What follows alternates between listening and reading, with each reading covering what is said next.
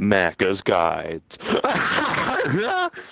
Hey, what's up guys, Mac here with completed episode number 58. In today's video we are taking a look at Submerged, which recently released for the Xbox One, PS4, and the PC. If you're interested in taking a look at the first 57 episodes, feel free to click the playlist in the YouTube description and take a look. And for those who might be new to the series, this is a series where I take a few minutes to talk about a game that I recently personally completed. I tell you guys about the achievements and my personal opinions. Now, before we get into this game, there's just one quick note I wanted to make, and that is an observation that a lot of people have been making, which is Completed has kind of become a little bit more independent and small game focused, and that's not on purpose. That's more of a side effect of the fact that I'm playing a lot of games. There's a lot more games coming out, and because of that, a lot of the games I am playing are the indie games, and those are the games that are going to be under the 10-hour mark to complete. And because I'm playing so many games, it's really hard for me to find enough time to sit down and complete something like Batman or anything else of that nature.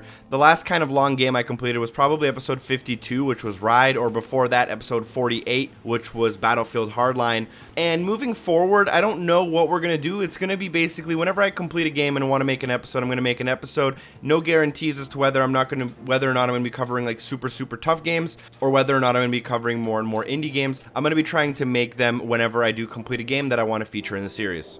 Now, let's talk about Submerged. So this game came out on August 7th, 2015 for $20, but it did come out at a discount for $16. I will feature a download link for those interested in purchasing it in the YouTube description. I personally started it on July 31st with a review copy and finished it on August 8th, which is about 1 week, and the average person will take about 4 to 5 hours roughly to complete this game, kind of depending on how they do it.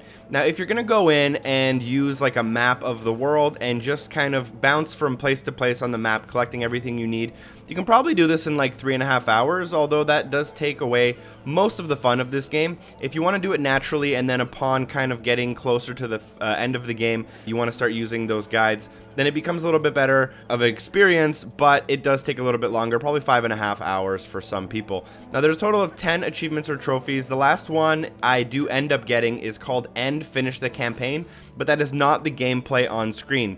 The gameplay on screen instead is me finding some collectibles. It was kind of the last opportunity for me to capture something for you guys without spoiling the story and actually showing you guys something that was entertaining to watch. So that's what the gameplay is on screen.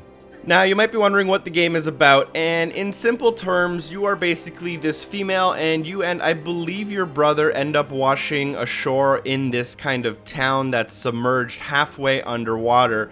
Your brother is sick or hurt in this game, I'm not quite sure which one, probably both, and then you go out and explore the world in order to find a cure, help him out, make him better, and then hopefully escape the city eventually. Now, the gameplay is 100% exploration, the type of exploration you see on screen. You're going to be mounting walls, climbing across vines, and shimming across balconies in order to find your way through the map, and it is a pure 100% exploration game. That's literally about it. Other than it having a story which you can pay attention to, there is no other real gameplay there to be had, unfortunately. There's no combat, which is fine in my opinion.